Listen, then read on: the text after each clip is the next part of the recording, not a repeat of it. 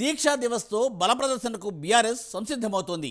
ప్రతి నియోజకవర్గం నుండి 3,000 మంది పాల్గొనేటట్లు ప్రణాళికలు రచిస్తోంది. ప్రతి జిల్లాకు ఒక ఇన్ఛార్జిని కూడా నియమించారు.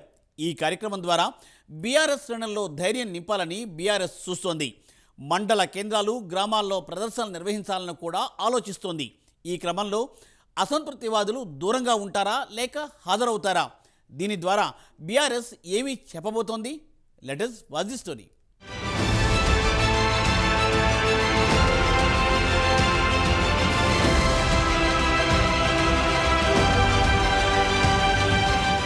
తెలంగాణ శాసనసభలో ప్రధాన ప్రతిపక్షం బీఆర్ఎస్ పార్టీకి ఇటీవల వరుస ఎదురుదెబ్బలు తగులుతున్నాయి.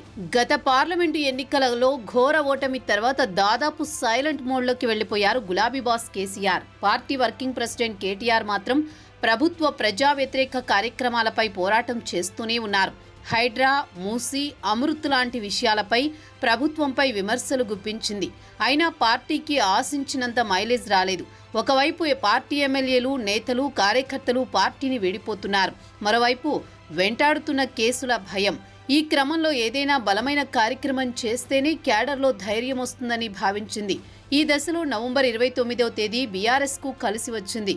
ప్రత్యేక రాష్ట్ర సాధనకు తుదిపోరులో భాగంగా 2009 నవంబర్ 29న కేసీఆర్ ఆమరణ నిరాహార దీక్ష చేపట్టారు. ఈ దీక్షతోనే నాడు కేంద్ర ప్రభుత్వం దిగివచ్చి తెలంగాణ ఏర్పాటు ప్రకటన చేసిందని బీఆర్ఎస్ భావిస్తోంది. దీంతో నవంబర్ 29కు ఎంతో ప్రాధాన్యమిస్తారు బీఆర్ఎస్ శ్రేణులు. దీంతో రాబోయే నవంబర్ 29న దీక్షా దివస్ జరపాలని బీఆర్ఎస్ పెద్ద ఎత్తున ప్లాన్ చేస్తోంది.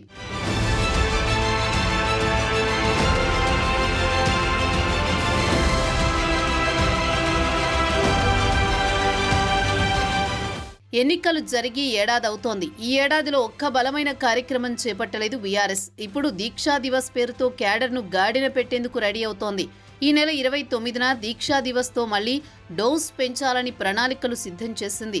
ఆ రోజు నుంచి జిల్లా పార్టీ ఆఫీసులో పార్టీ కార్యక్రమాల నిర్వహణ మొదలుపెట్టేలా కార్యాచరణ సిద్ధం చేస్తోంది.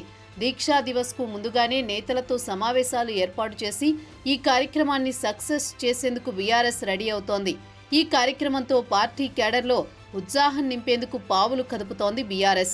ప్రధాన ప్రతిపక్ష పార్టీగా అధికార పార్టీపై ప్రజా ఉద్యమాలకు శ్రీకారం చుట్టాలని భావిస్తోంది. మరో 4 ఏళ్ల పాటు ప్రతిపక్ష పార్టీగా చురుగ్గా వ్యవహరించాలంటే పార్టీ క్యాడర్ను భాగస్వామ్యం చేయాలనే లక్ష్యంగా అడుగులు వేస్తోంది. పార్టీ సభ్యత్వ నమోదు, స్థానిక సంస్థల ఎన్నికలను దృష్టిలో పెట్టుకుని జిల్లా కార్యాలయాల ద్వారా ఆయా జిల్లాల్లో కార్యక్రమాలు మొదలు పెట్టాలని బీఆర్ఎస్ భావిస్తోంది. రాష్ట్ర వ్యాప్తంగా దాదాపు అన్ని జిల్లాల్లో పార్టీ కార్యాలయాలు ఉన్నాయి. అసెంబ్లీ ఎన్నికలకు ముందే వీటిని ప్రారంభించినా ఓటమి తర్వాత నిర్వహణ లోపంతో అవి నామమాత్రంగానే మిగిలిపోయాయి. ఇప్పుడు వాటన్నింటినీ యాక్టివేట్ చేయాలనే వ్యూహాలు రచిస్తోంది.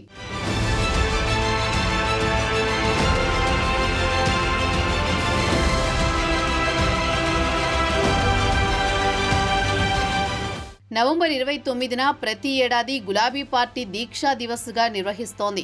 కానీ ఈ ఏడాది దీక్షా దివస్కు గతంలో నిర్వహించిన దీక్షా దివస్కు తేడా ఉంది.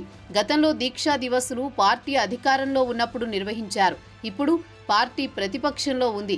తొలిసారి ప్రతిపక్షంలో ఉండి జరుపుకుంటున్న దీక్షా దివస్ ఇది. ఇప్పుడు కేంద్ర స్థాయిలో కేడర్ను పెద్ద ఎత్తున భాగస్వామ్యం చేస్తూ దీక్షా దివస్ను నిర్వహించాలని నిర్ణయం తీసుకుంది.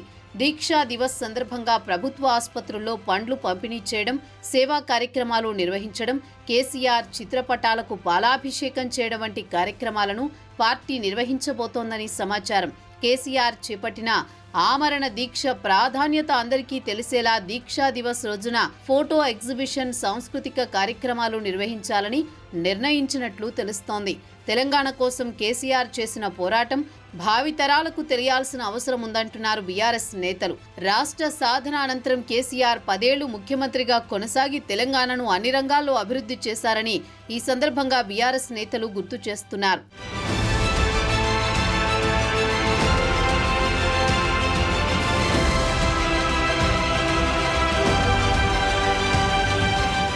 మరోవైపు బీఆర్ఎస్లో అసంతృప్తి నేతలు ఈ దీక్షా దివస్లో పాల్గొంటారా లేదా అనే చర్చ కూడా నడుస్తోంది.